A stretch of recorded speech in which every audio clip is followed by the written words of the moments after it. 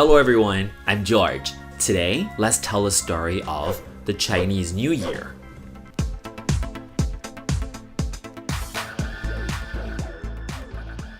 Okay, it's Chinese New Year now. It's actually the year of dog. Usually our New Year comes on first day of January, but Chinese New Year is according to the lunar calendar, so it usually falls on the middle of January or early February. But it's very interesting because this year it falls on the middle of February. It's a little bit late this year, but regardless, we are going to tell you a story of the origin of Chinese New Year. Of course, that is just according to legends, not really true stories, and is not even the kind of story that you hear very often from the internet. It's just the story that I read when I was little. It is this book.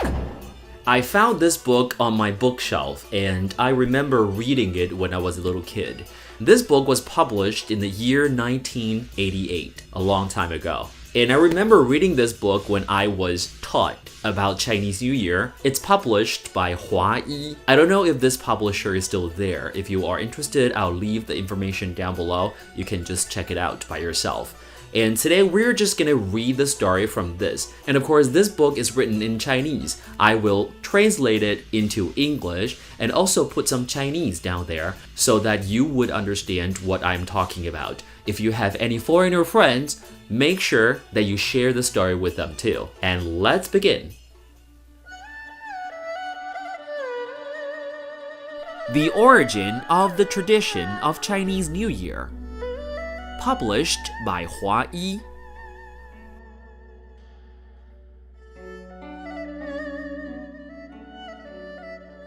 A long, long time ago, there was a monster called the Year.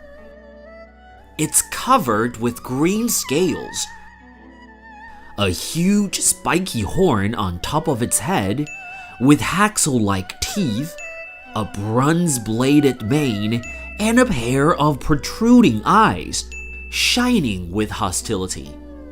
Mouth breathing raging fire. It's horrifying. The monster lived deep in the ocean and loved to nap. Every nap would last 365 days. Not until the 365th day would it wake up and clumsily climb on shore looking for food. It was starving. With its stomach rumbling, it devoured whatever it saw. People were all scared to death, scrambling for places to hide, crying out loud, "The year has come! The year has come! Run for your lives!" From then on, whenever this time came, everyone would carry sacks and sacks of food and shelter into the mountains. There was once, after everyone in the village ran away, one old lady refused to go because her husband was seriously ill, lying in bed. If she were gone too, who would feed him or help him with the medicine? At this moment, at the door came a skinny, sickly old beggar. On the way there, he couldn't get any food and stumbled with a bamboo walking stick in his hand, miserably asking for food from the old lady. The old lady was preparing some dumplings for dinner and quickly gave him some.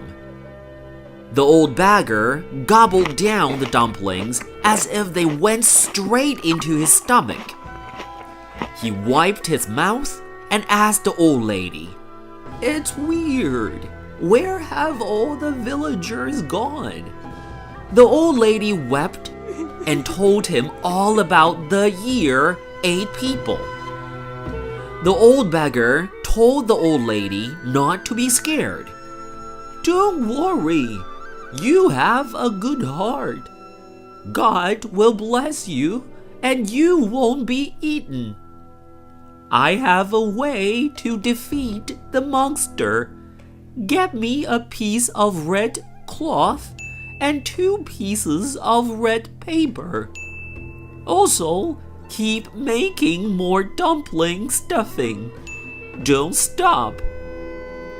The old lady was dubious, but followed the old beggar's instructions. The tide was rising with waves. The year was coming. The old beggar stuck the red paper on the door and wrapped himself in the red cloth. And then he lit his bamboo walking stick on fire. As the stick caught fire, it started crackling. In the kitchen, there was the continuous chopping sound. It was the old lady preparing dumpling stuffing. The year had never heard such noise and found it irritating to the year. It shook its head and banged into the red flare on the door. The red flare pierced into both its protruding eyes. The monster howled in pain and fled with its tail between its legs into the water. He never dared to come back to eat people. It turned out that the fearless monster was afraid of the color red and noise. The old lady saw the year driven away. She cheered and clapped. Turning around, looking for the old beggar, she couldn't find him. She realized he was an immortal spirit. The next morning, all the villagers came back, seeing that the old lady and her husband were alive. They couldn't believe their eyes. The old lady told them all about the immortal spirit's arrival and how he drove the monster away. Everyone was shocked yet excited. From then on the day the year woke up from the nap, people all dressed themselves in red. Put red paper on the door, made dumplings, and played with firecrackers. They were never afraid of being eaten by the year. And upon the second day, they would happily greet each other. The year has passed. Congratulations! 恭喜恭喜! This is the origin of the tradition of Chinese New Year. Okay, that's the whole story. Isn't that interesting? I remember when I was a little kid, my mom would read the book to me, and when I was able to read by myself, I would read the story again and again. You don't have to check if it is really how we started calling it Chinese New Year. It's just a story, and we just wanted to have fun. Are there any other Chinese New Year related kind of story that you have? Feel free to share with us. So if you like this kind of video, make sure you click the like button down below, or you can subscribe to this channel. I'll see you next time. Bye!